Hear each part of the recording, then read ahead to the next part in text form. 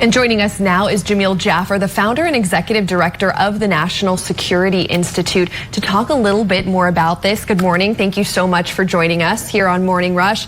We wanted to start off by asking you, how proportional is the U.S. response to this drone attack? Well, obviously, the U.S. has struck 3 different sites there in Syria that are believed to be populated by this pro-Iranian rebel group. We've killed about 11. It sounds like 11 fighters. On our side, we saw about 1 person killed, one contractor injured, and then another 5 U.S. troops who were also injured. So, it's obviously an effort to ensure that we deter this activity from going forward. We've seen about 78, as you heard from the general there, 78 of these strikes against U.S. forces in Syria since 2021 alone.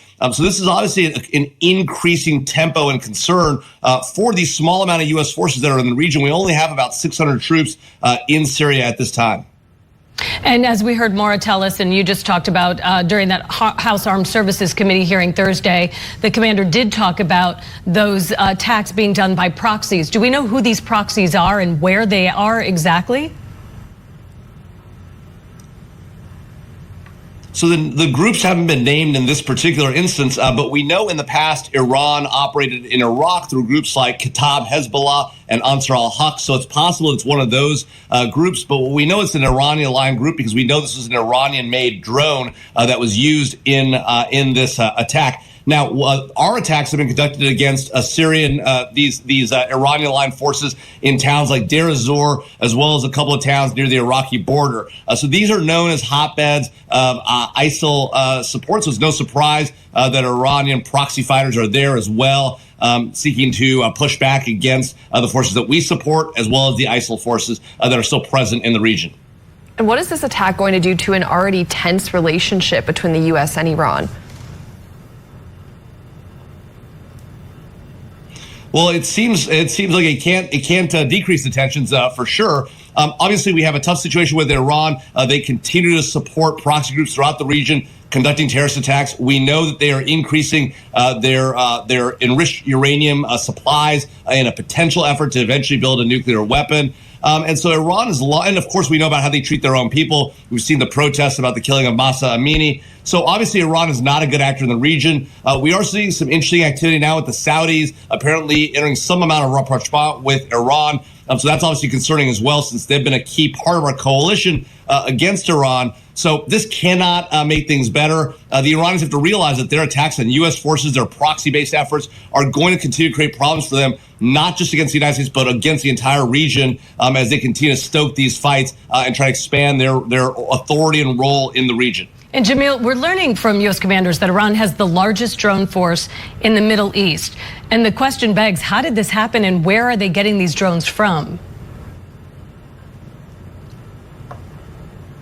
Well, it's a great question. They're obviously building these drones in-house, but what we learned, we've found some of these Iranian-made drones now in the hands of Russians in Ukraine, and what we've discovered is that these drones have a surprising amount of U.S. technology, the U.S.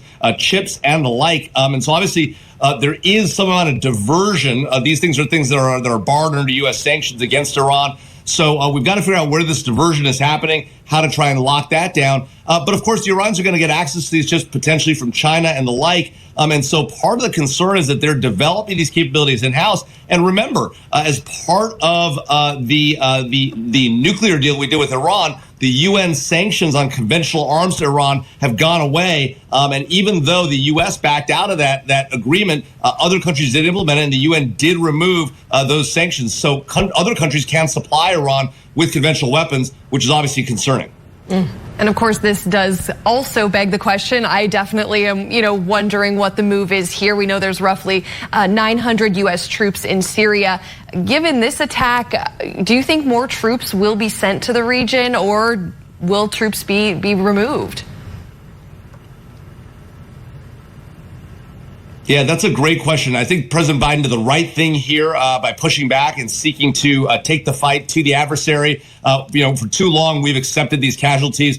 We did in Iraq for a long time by these Iranian proxy groups, and we did for a while in Syria. President Trump obviously took stiff action by taking out Qasem Soleimani, the head of the IRGC, the Iranian Revolutionary Guard's Quds Force. And now President Biden is pushing back aggressively. So this is the right thing to do. Whether that means now putting more forces in, that's a tough question. I do think it would be a mistake to withdraw U.S. forces from the region, given the importance of the counterterrorism mission that's going on there in Syria.